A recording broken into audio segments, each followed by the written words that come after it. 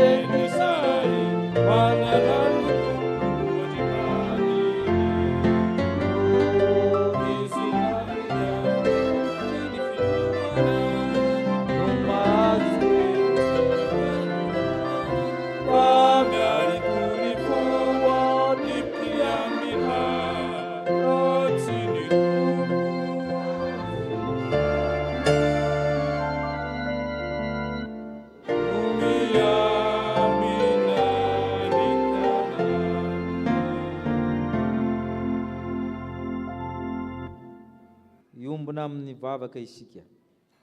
Misaotra anao zay Tompo satria niambina ny tanànanay ianao, ka nahatonga anay trapamonjena ankehitriny, misy ny kasa fa tsy nahatratra.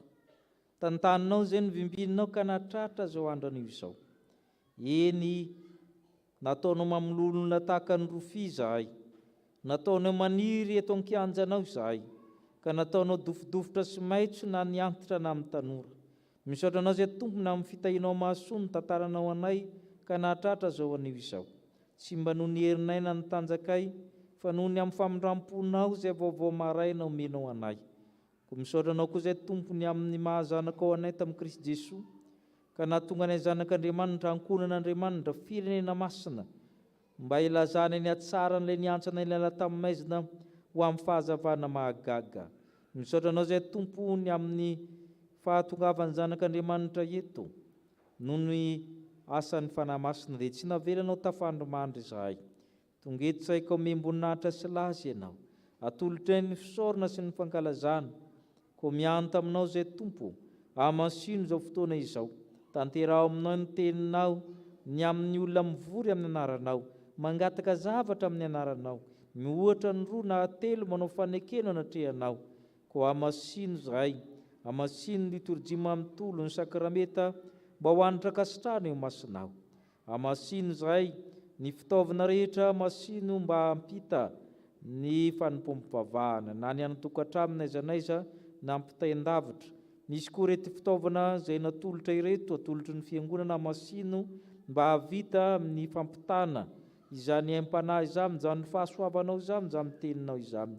Ka ny fanahy masina niaraka aminay, ka iombona aminay ianao fanahy masina mba hampitonga anay ho tena zanak'Andriamanitra, ahay miomana amin'ny fandraisana ny mpamonjy tokoa.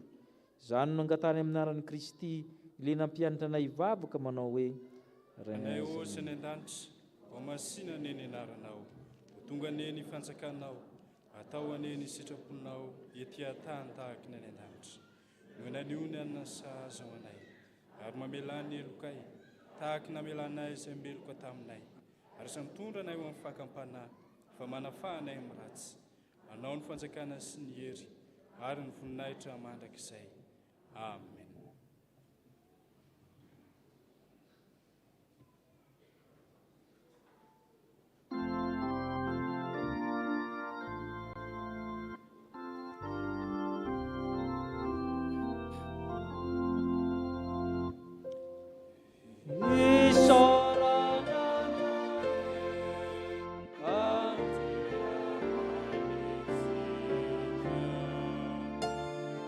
Vida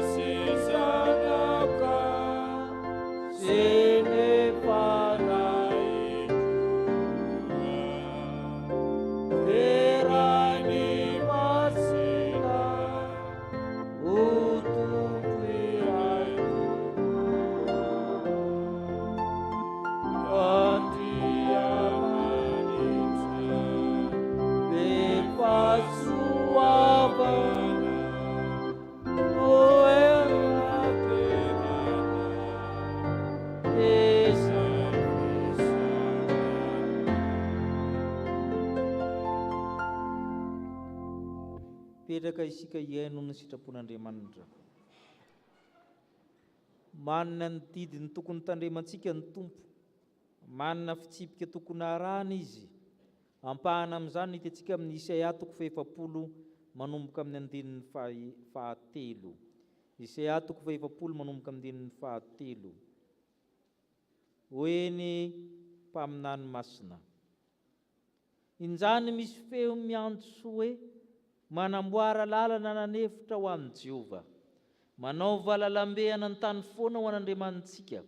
Oka sandratra ny lohasaha rehetra, oka etry ny tendrombohitra sy ny avoana rehetra, oka ny be avoana ho tonga lembalemba, ary ny tany sarodalina ho tonga lemaka. Dia iseho ny voninahitry Jehova, ary nofo rehetra miara-mahita izany, fa ny vavan'i Jehova no efa niteny. Injany misy miteny hoe miantso, ary hoy izy ahoana nefa no antso ataoko? Ahitra ny nofo rehetra, ary ny hatsaran-tarehiny dia tahaka ny vonin-javatra nantsaha. Maina ny ahitra, malazo ny voniny, satria tsofo ny fofinain'i Jehova ireny. Ny ahitra tokoa ny olona, maina ny ahitra, malazo ny voniny, fa miteny n'Andriamantsika dia haharitra mandrakizay. Amen. Sambatra ny mahitsy lalana izay manderaka lalàn'i Jehova, sambatra izay mitanina ny tenin'ny vavolombelony, ka mitady azy amin'ny fony rehetra. Amen. Tsy natanteraka izany sitrapon'Andriamanitra izany isika, tsy niomana ny ray ny mpamonjy, nde isika hifona anetry tena anaraka izao vavaka izao. Tompo ny fonay dia arabe, tokony arabe tsara, handalovan'Andriamanitra, hidiran'Andriamanitra. Feno kitontony izany, feno lavadavaka. Ny toe-tsaina mampananay dia mitovy amin'ny arabe ny Antananarivo ihany. Mamindrafo aminay, mamelano elokay. Ao ny fony sasany mamitaka tahaka ny dalina tsy misarona amin'ny sisin-dalana, mamindrafo mamela eloka. Manambarako ianao fa mandalo ny zavatra rehetra. Ahatra tokoa izay, ary izay mety ho fahefana sy ny voninahitra dia vonin-javatra tokoa. Mandalo miserana ihany dia mahaina dia miraraka. Adioninay izany fa nirehare tamin'ny tanjaka sy ny hery izahay, nirehare tamin'ny fananana izahay, nirehare tamin'izay rehetra mety ho herinay izahay. Ampiny raha aminao ireny, tsy nahay nisaotra anao izahay, tsy nahay nanome voninahitra anao. Nentinay naniratsira ny hafa izany, nanindry ny teo ambaninay, mamindrafo aminay, mamela amin'ny elokay. Tsy niazona ny teninao izay, fa za amin'ny teninao izany no maharitra mandrakizay, fa ny sisa rehetra dia mandalo avokoa. Na tamin'ny fiteny, na tamin'ny eritreritra, na tamin'ny natao, dia nahitam-pahotana izahay, ka mba enone ny vavaka mangina sandratra hififonana io anatrehanao.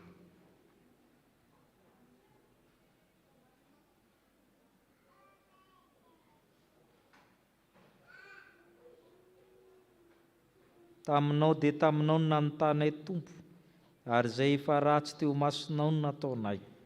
Menatra sy mangahay izahay, tsy manantsiny ianao raha mitsara anay, ary marina ianao raha mitena anay. Sasao madio izay efa keloka diovy ny fonaim-pampahotana. Amorony fo madio izahay Jehova ho ary aoka ny fananao masina tsy ho esorinao aminay.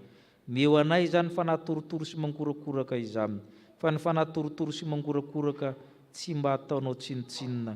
Ko angatahana izany amin'ny anaran'i Jesoa ilay efa nandatsaka ny rany hamonjy anay. Amen.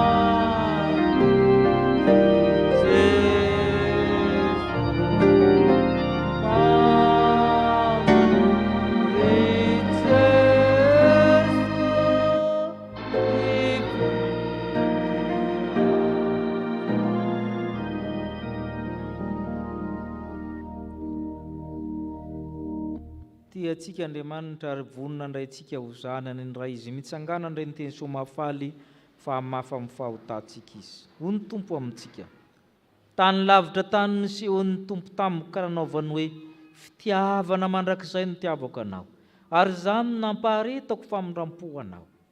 Anio dia tonga amin'ity trano ity ny famonjena, fa izy dia zanaky Abrahama koa, fa efa tonga ny zanak'olona hitady sy hamonjy ny very. Noho izany ariavana dia voavela sy voafafa avokoa ny fahotanareo, noho ny anarany masina samyamideran'ny Tompo ianareo.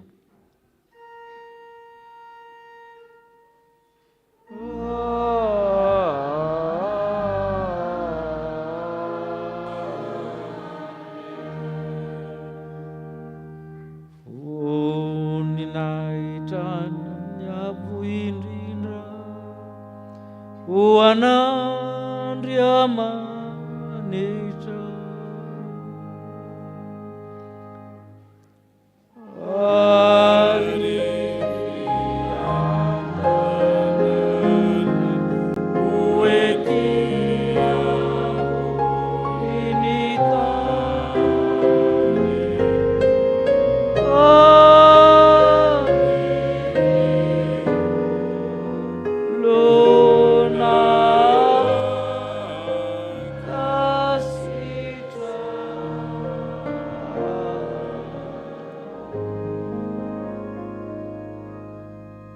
petraka amin'ny fifaliana isika hiomana amin'ny fianonan'ny tenin'Andriamanitra sady derin'Andriamanitra ny amin'izany famelan-keloka no raisintsika izany.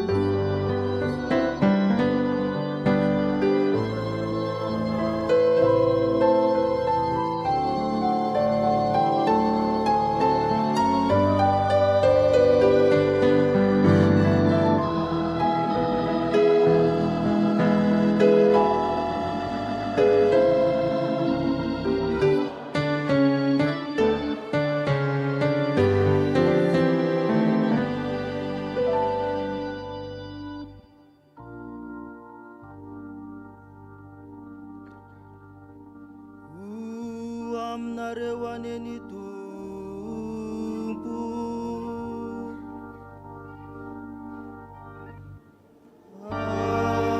Areo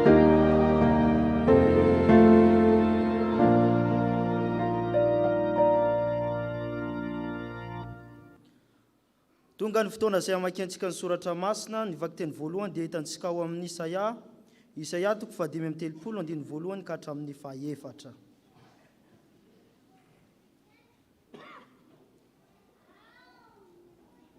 Raha samy arana hita dia vakiantsika amin'ny anaran'i Jesosy. Ravoravo ny hevitra sy ny tany karakaina, ary ny tanahay mifaly sy mamony tahaka ny lili. Mamony be dehibe izy, eny mifaly sy mioby izy. Ny voninahitry ny Lebanona dia omena azy, mba amin'ny hatsaran-tareny Karmela sy Sarona. Dia hita ny voninahitry Jehova izy sy ny famirapiratany Andriamantsika. Ampaherezo ny tanana miraviravy, ary atanjaho ny lohalika malemy. Lazao amin'izay reraka ao am-po hoe mahereza aza matahotra. Indro Andriamanitra reo ho avy mitondra ny famaliana, dia ny famalian'Andriamanitra eny, izy tokoa ny ho avy ka hamonjy ianareo.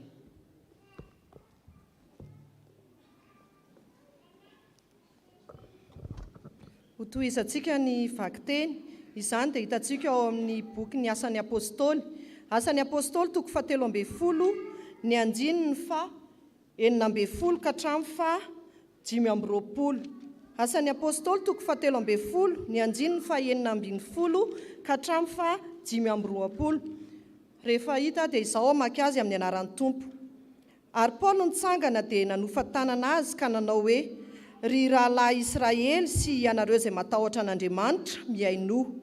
Andriamanitra izao olona Israely izao efa nifidin-drazantsika ka nanandratra ny olona raha ny vahiny tany amin'ny tany Egipta izy, ary sandriavo no nitondrany azy ny voaka avy tany. Ary izy nandefitra tamin'ny nataony tany anefitra tokony ho 70 taona. Ary rehefa nandrava firenena 7 tany amin'ny tany Kanana izy, dia nampandivainy ny taniny ireny izy tokony 700 taona. Ary rehefa afaka izany dia nomeny mpitsara izy hatramin'ny Samuela mpaminany. Ary rehefa afaka indray izany dia nangataka mpanjaka izy, ka dia nomen'Andriamanitra azy 70 taona Saoly zanaky Kisy, lehilahy avy tamin'ny fireneny Benjamina. Ary rehefa nanaisotra any Saoly izy dia nanandratra ny Davida ho mpanjakany, sady nanambara azy hoe: izao nahita ny Davida zanaky Jese, lehilahy araky ny foko izay hanao ny sitrapoko rehetra. Avy tamin'ny taranak'izany lehilahy izany no nitondran'Andriamanitra any Jesosy araky ny teny fikasana ho mpamonjy ny Israely, rehefa notoriany Jaona tamin'ny olon'ny Israely rehetra. Aoka ny batisa amin'ny fibebahana, olona rehetra aloha ny batisa amin'ny fibebahana, fony tsy mbola tonga izy. Ary Jaona rehefa najiva ho nahatanteraka ny nalehany dia nanao hoe: ataonao nareo iza moa aho? Tsy izy aho, fa indro misy anankiray avy ao ariko, ka izao tsy mendrika mikapa eo amin'ny tongony akory. Amen. Mbola ito ny vaky-teny.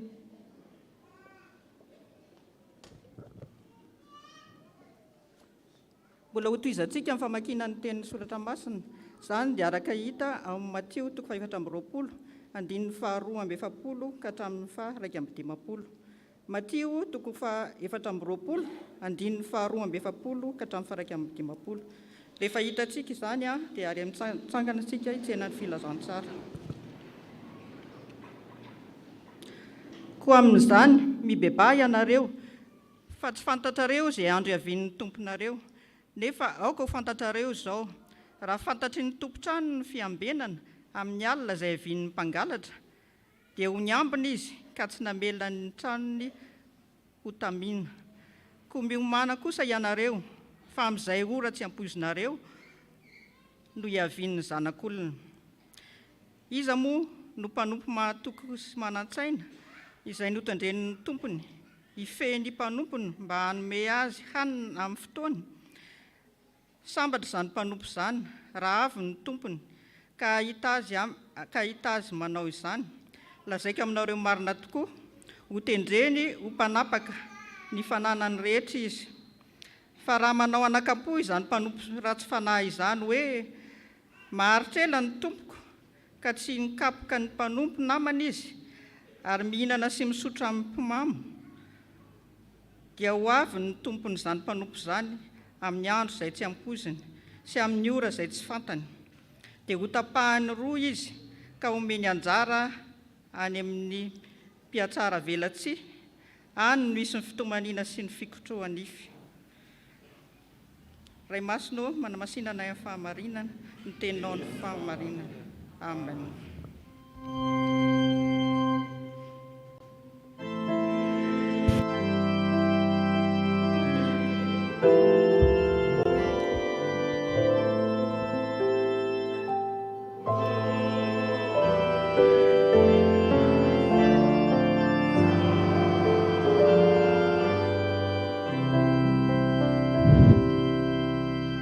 Ivavakitsika tompoko, saotranao izay ry tompo Andriamanitray fa tsy mitsahatra ianao ny miteny sy miresaka aminay amin'ny alalan'ny soratra ao masina, ary mangataka anao izay fanahy masina hiasa ty anatinay, anazava ny tianao ambara aminay, ka ianao fanahy masina ane anokatra ny fo sy ny sainay mba handraisanay ny teninao ary akatoavanay izany ka ho fiainanay tokoa ane izany teninao izany.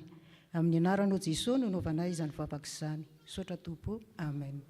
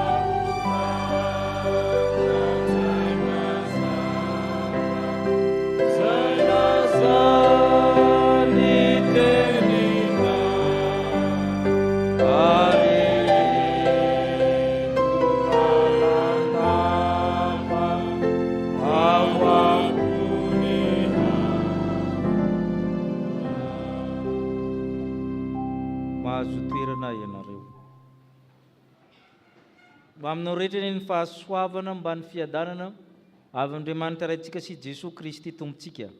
Matio 4:20. Ny filazantsara ny Matio dia narafitra manodidina ny lahateny na diskory 5 lehibe. Izy zany raha vakiana tsotra dia ohatran'ny tsity izany, fa rehefa dinihana dia misy lahateny 5 ao. Lahateny voalohany amin'ny 5 ka hatramin'ny 7, io ilay ataontsika hoe toriteny tarian-tendrombohitra na sermon sur la montagne. Io zany ny lahateny voalohany. 5, 7. Isaky ny tapitra ny lahatenin'i Jesosy dia misy miteny foana hoe ary rehefa vitan'i Jesosy izany teny izany. Ndre mba jerentsika zany izay lahateny voalohany izay 5, 7. Jerenge ny 20, milaza hoe vakitsikira 7, ny 20 sy ny 20. Nanomboka zany io lahateny amin'ny 5, 7 dia 7 20 hatramin'ny 20 vakitsika. Ary rehefa vitan'i Jesosy izany teny izany dia talanjany ny vahoaka ny fampianarana, satria nampianatra azy toy izay manana fanantenana izy fa tsy tahaka ny mpanorandalàna teo aminy. Misy teny zany manambara karazana refrain na fiverenana.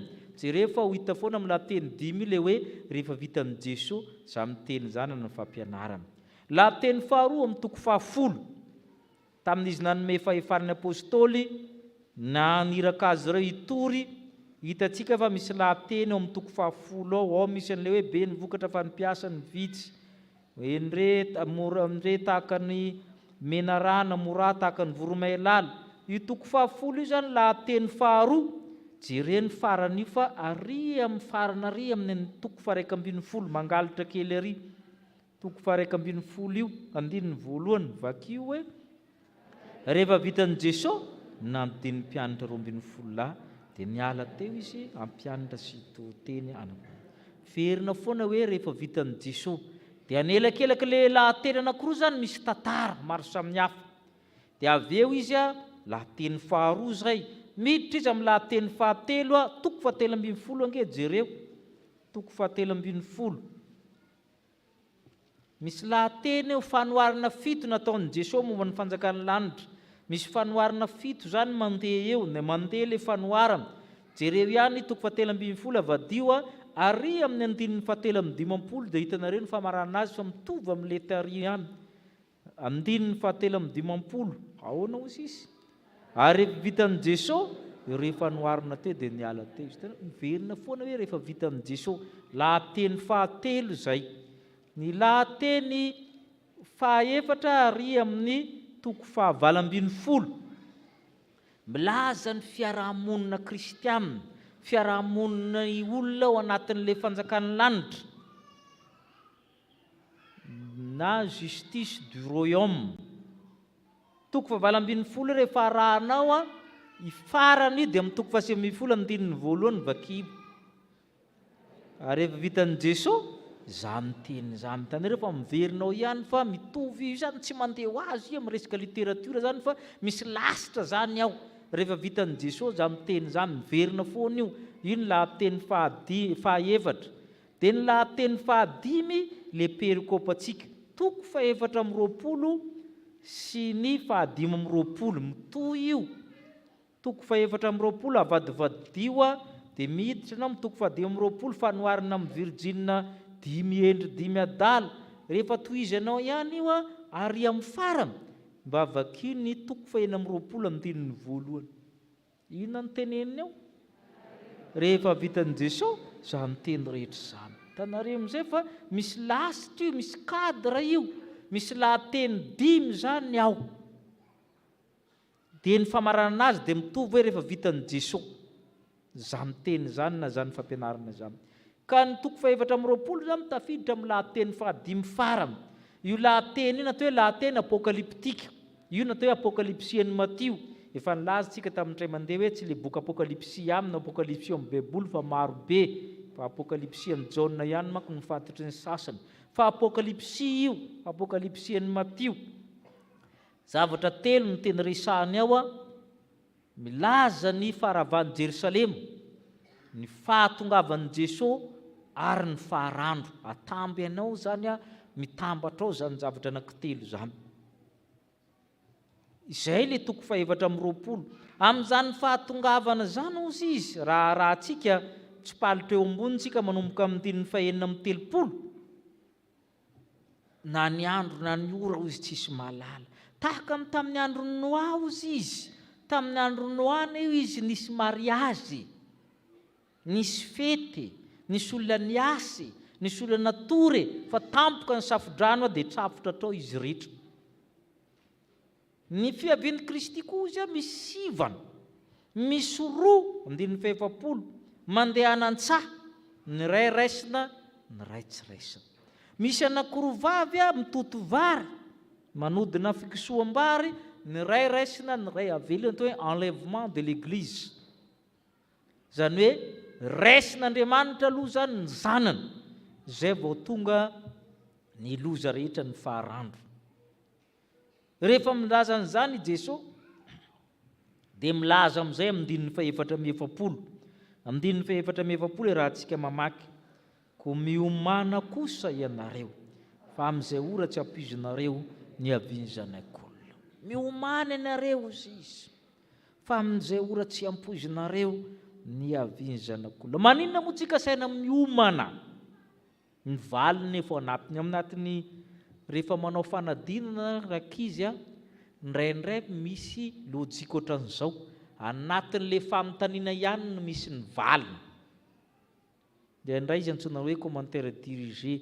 Ndraindray fanontaniana atao anam-pianarana io, anatin'ny fanontaniana io no tadiavanao ny valiny. Be dia be ny zavatra manao an'izany amin'ny fiainana. Ary raha vao mivoaka ivelana io ianao natao hoe hors sujet. Ary matetika za tsy ahafahan'ny olona fanadinana matetika be saina loatra, dia aza miavokavokevitra mihevitra zay tsy tokony heverina ho Paoly. Ao anatin'le sujet ihany misy ny valiny matetika, ary matetika 50% ny sujet dia manao an'izany. Indrindra fa amin'ny lettre sy ny sciences humaines le izy. Halana amin'izany ny science exacte ny matematika sy ny fizika sy ny chimie zany. Maninona amin'ny homana ozy izy satria andro tsy ampoiziny zany, andro tsy ampoiziny. Io zany tsy le Josua tsony le lazana hoe indro mitsangana ambaravarana ka mandondona, tsy izay tsony io a, mijoko mihitsy ny tompo, andro tsy ampoiziny. Ary zay ny tokony miambina eto dia miaro tory, manao faction, manao garde. Tadio fa ny teny hoe Grégoire dia avy amin'ny teny grika hoe Grégorio, miambina, manao garde ny dikan'izany. Ka olona manana hoe Grégoire ka tsy mba miambina amin'ny zavatra diso le anarana. Dia mila miambina satria miaro tory.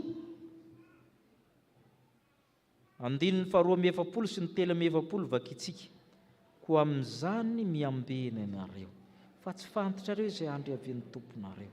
Nefa ao koa fantatrareo izao, raha fantatra ny tompontrano ny fiambenana amin'ny alina izay iavian'ny tompontrano, dia tsy namela ny tranony taminy. Miambena ianareo fa tsy fantatrareo, fa milaza mihitsy ny tompo hoe tsy fantatra io. Le sasany mbola lany andro manao kajy atokajy eroa, efa milaza le tompony hoe tsy fantatra. Dia tahaka ny olona hoe andeha mitorne, ahoana ny fandehanana mitorne ty, lavalava tsy fantatra ny fiaviana. Viana ihany ianao miverina, efa hoe tsy fantatra. Mbola terena ihany ny olona hiteny hoe tsy fantatra. Raha fantatra ny tompontrano ange ny ambiny izy izay amin'ny fiambenana fahafiry. Dia garde zany na ny faction teo amin'ny jiosy zany dia mizara efatra. Adiny 3 na adiny 2 isan'olona dia misolo. Raha mba fantatrao manko iny, aleo matory aloha, hoe misasakalina le torony le izy ho tonga, aleo aloha atory miandry misasakalina vao ifo. Misy dikany fahendren'Andriamanitra mahatonga azy io tsy resahany hoe oviana. Satria naza paster raha miteny izy amin'ny taona 510 marina mafy raha tsy nodikely aloha tany ambanivohitra natory fotsiny sy namboly sy ny ompo dia efa kaikaiky ny 770 vao miverina eto tory teny. Zany hoe tsy io raha fantatra io tsisy olona nivavaka tsony, satria efa fantatra ka aloha idina ny fiangonana aloha dia efa samy manotanota daholo aloha dia rehefa kaikaiky vao sokafana. Ary zany ny fahendren'Andriamanitra hoe tsy fantatrao io, ary tahaka ny mpangalatra ny fiaviana. Zany hoe tsy le tompo tambazanao isan'andro tsony no avy eo, fa mijoko tahaka ny mpangalatra ary mety amin'ny fotoana atorianao izy ny tonga. Ary zany mahatonga misy mpanompo anankiroa, ny ray manan-tsaina ho izy nitandrina fatratra, ny ray ho izy ratsy fanahy, dia manjeny andro lava, mbola hoela zany efa henoko foana ho avy ny tompo fa mbola tsy tonga ihany izy ity, aloha aka sisiny aloha zay manaraka aloha akaikikaiky krismasy ihany mbo mivavaka. Ahoana ozy izy amin'ny 2:50? Ahoana ozy izy? Dia ho avy ny tompon'izany mpanompo zany amin'ny andro zay tsy ampoiziny sy amin'ny ora zay tsy fantany. Le tsy ampoizinao mihitsy le enao varim-bariana iny ny tonga izy. Ary zay le Jesosy tandremy tsara, fa tsy Jesosy le mamindra fo lava ny tonga eo, fa Jesosy mijoko mihitsy ohatra ny mpangalatra. Ka tsy manao fetsifetsy koa tahaka ny sasany hoe Andriamanitra amin'le zambo milamindamina be finoana iny mba alaivo, mba manao tonga ianao. Tsy manao an'izany io, fa tonga tampoka tamin'ny mpangalatra. Ary ny androny tsirairay koa mety tonga tampoka. Misy maty amin'ny arabe lozam-piarakodia, misy maty any amin'ny toeram-pitsaboana, misy maty fotsiny ao an-trano, misy maty fotsiny ny sakafo dia vita, satria tampoka ny fiaviana. Izay zany ny havian'ny fiomana hoe tampoka ny fiaviana. Mila miambina mba tsy ho tratry ny tampoka tamin'ny andro ny safodrano koa isika, ary tsy azo kajiana izy io. Fa na Jesosy ara tsy nanao kajy an'io mahatonga azy hoe na dia ny zanaka ary fantatra Jesosy nge raha fantariny, fa naleony tsy nikajy an'io fa apetrana amin'ny fahefan'ny ray. Zay ny dikan'izay. Andeha jerentsika ny filazan'ny apôstôly Paoly azy, Tesalonianina 1:5.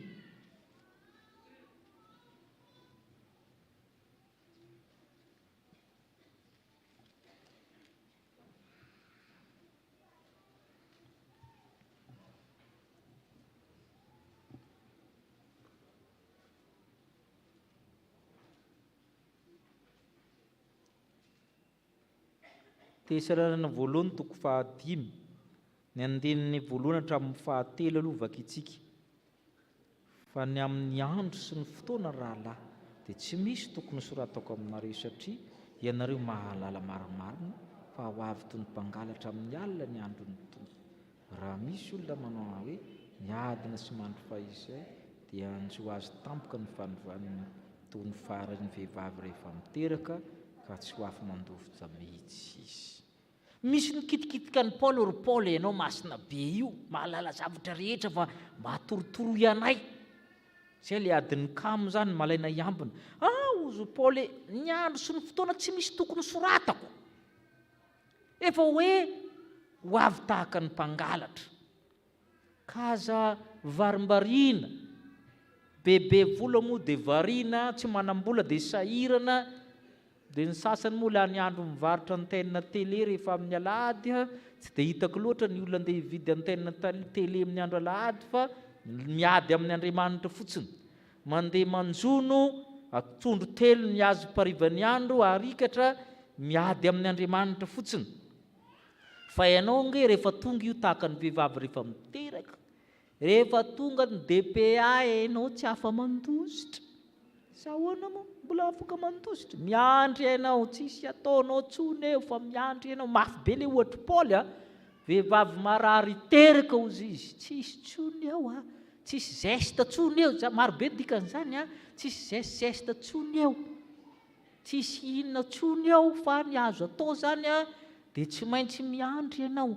Tsisy hoe dokotera lahy na dokotera vavy no avy eo, sa tsy zay mola izy, fa tsy maintsy miatrika io ianao.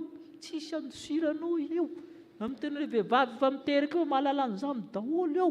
Tsisy tsony hoe amboamboarina ny zipo, tsisy an'izany eo. Miakara etso izy dia miakatra eo ianao. Indrindra fa ny mety jaza koa mandeha manodidina ny hôpitaly io ianao nataka an'izany. Zay ny andro taloha manko, taloha asaina mitoto vary, tondrana laona mihitsy any amin'ny hôpitaly. Zay taloha tobazan'ny rano mamay ianao, tsisy azonao atao fa eo ianao. Zay le ohatra tenen'ny Paul eo, sao dia tratrin'izany ianao ozy izy Paul apôstôly. Ka alao miambina ihany. Fa maninona moa no miambina? Satria andro tsy ampoiziny izany. Andro tsy ampoiziny izany. Zay le zavatra. Fa ny faharoa koa dia izao. Le teny hoe zanak'olona. Ny antombohan'io zanak'olona io koa amin'ny bokin'ny Daniela. Mpitsara avy any an-danitra le zanak'olona. Andro famaliana io, rétribution. Andro famaliana io. Ho avy ny zanak'olona hamaly amin'izay izy. Misy ny valim-pity tsara, valy soa. Misy ny valim-pity ratsy, famaizana. Nisy mpanompo anankiroa izy amin'ny andininy 170. Ahoana ozy izy? Andininy 170 hatramin'ny 770 aloha vakitsika. Izy moa ny mpanompo mahatoky sy manan-tsaina, izay nitendren'ny tompony feny mpanompony mba hanome azy amin'ny fotoana. Sambatra zany mpanompo zany raha avy ny tompony ka hita azy manao izany. Lazaiko aminareo marina tokoa, ho tendreny mpanapoka ny fananany rehetra. Nomena andraikitra isika manomboka amin'ny zanakao atokantrano tadio, fa ianao dia pifehan'ireo, mpanome hanina an'ireo. Raha misy sampana apetraka ampelantananao, ianao pifehy amin'ireo, mpanome hanina an'ireo. Tahak'izay koa ny dekona, isika rehetra zany manana andraikitra, na ny kely na ny lehibe, tsisy afaka miala amin'izany. Raha ankizy ianao, ohatra hoe misikotoka alohan'ny tsokajy ianao na zokiny enina, misy olona manaraka anao. Na anam-pianarana ianao, misy olona mijery anao. Zay fahananao hanina tahaka ny ahoana nomenao azy. Itsika zany dia tompona andraikitra, tsy misy kristianina tsy tompona andraikitra. Raha mahatsiaro tsy tompona andraikitra ianao dia tsy kristianina ianao.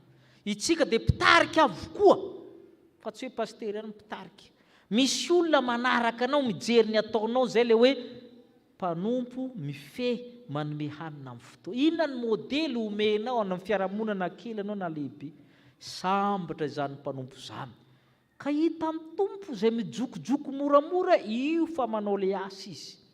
Faly ny tompony. Ho tendreny ho mpanapaka ny fananany rehetra izy.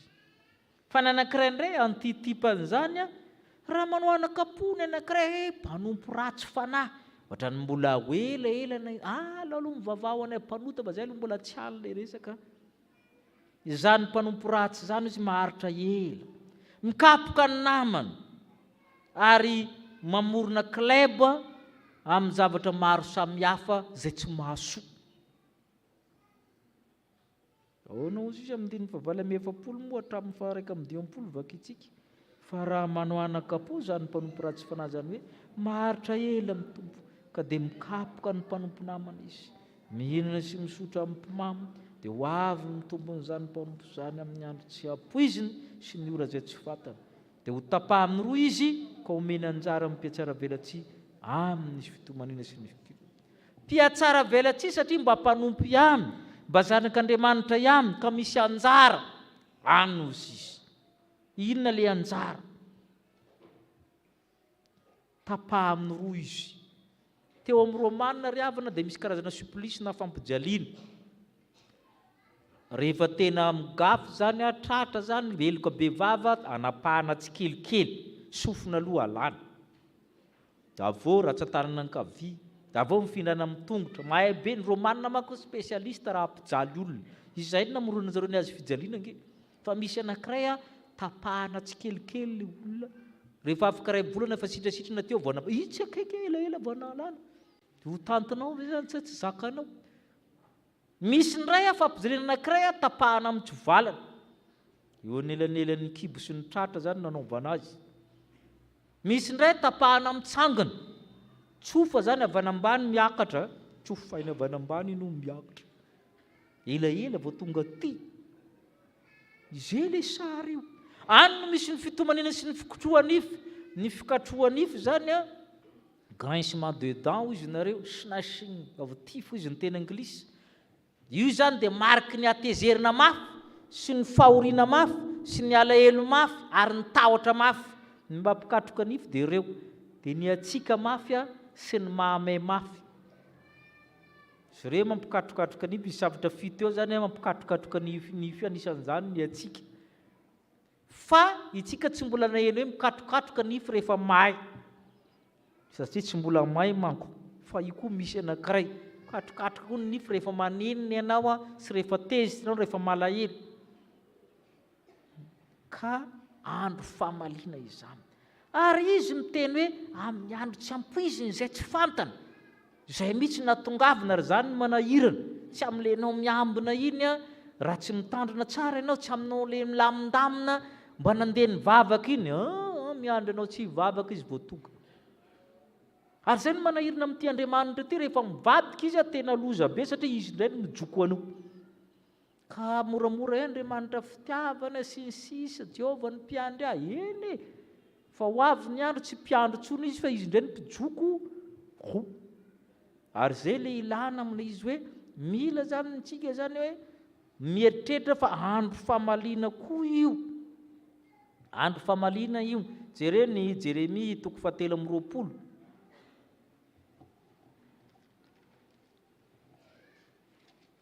Milaza ny amin'ny tompon'andraikitra maditra Andriamanitra, antsoina hoe mpiandry manko ny tompon'andraikitra ny fiangonana rehetra amin'ny testamenta taloha. Jeremia na Jeremia 7:20 sy ny 2. Ahoana ozy izy? Lozan'ireo mpiandry izay manino, mampiaka ny ondro. Ahoana ozy izy? Izao no lazainy Andriamanitra ny Israely hoe amin'ireo mpiandry ondro ireo. Ianareo efa nampiaka ny ondro, nandronjoronjona azy fa tsy nan'olokolo. Koa indro ho valiko ianareo noho ny faharatsiana nataonareo. Andro famaliana io. Tsy mba mikarakara izy mandronjoronjona manositosika mahatonga amin'ny olona hivava. Io manafotona ny hafa am-piangonana iny mba hajanony. Fa adin'ny tompo aminao tsy hikolokolo ianao fa mandroaka mankany velany amin'ny fihetsika, amin'ny toetra ny zavatra rehetra. Andro famaliana io. Ary zay koa ilazainy Isaia 5:30. Famaliana tsara indray no natao resahany eto. Isaia 5:30 teo nandininy 4. Indray valim-pity tsara, valisoa tsara no resahany eto. Isaia 5:30 andininy 4. Ahoana ozy izy? Lazao mireraka ampo hoe mahere zaza matahatra. indro Andriamanitra reo avy mitondra fahamalina dia ny fahamalin'Andriamanitra izy tokoa no avy ka hamonjy ianareo. Misy valiny tsara, misy valiny ratsy. Ka raha miteny Jesosy miomana ianareo fa amin'ny fotoana tsy ampoizinareo ny haviany zanak'olona, milaza hoe miambena tsara fa andro tsy ampoizina izany, andro tsy ampoizina izany. Ary avy eo andro fahamalina izany, andro tsy ampoizina izany. Ilana fitandremana amin'ny zavatra rehetra. Raha mbola manana andro tsika azo amanjeny andro lava tahaka ny hoe ela amin'ny tompo, fa ianao zany a arahan'Andriamanitra maso amin'ny zavatra rehetra. Ary raha mbola mamindra fo ny tompo dia araroty, fa izy aloha dia mbola mamindra fo dia araroty. Misy le zalahy tezitra be fa nilozany sipony hoe hamono tena dia nalainy ranitiny tsara ny antsy maranitra zany a, dia natsatony tsara tamin'ny vody azo ohatran'ny poto io zany, dia natao mitodika any aminy, dia maranitra be le izy, dia avy anatenimbohitra amin'izay izy miazakazaka.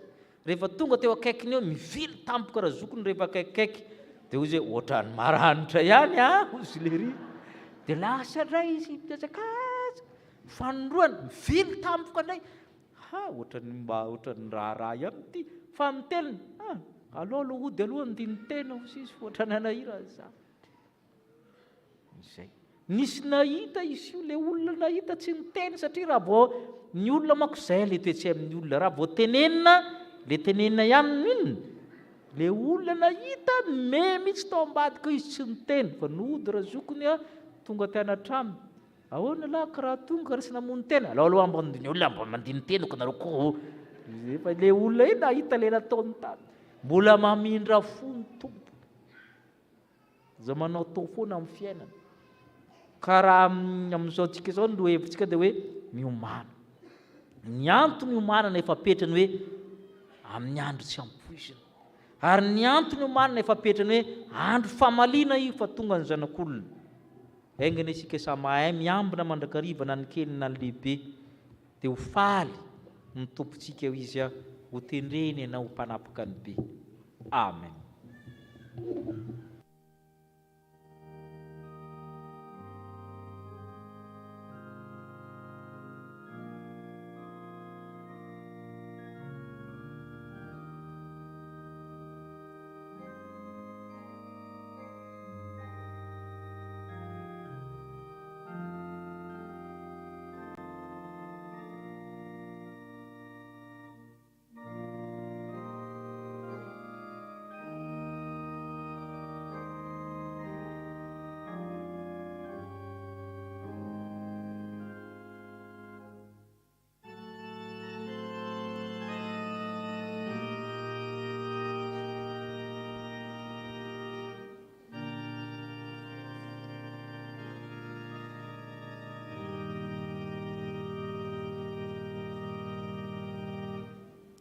Ivavaka isika riavana.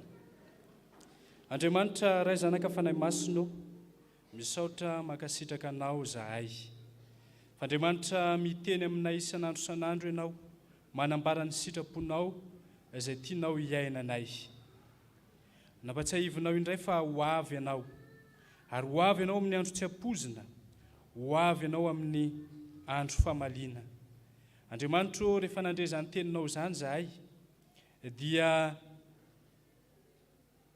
misy fikasana tsara ty anatinay, mba tonga anay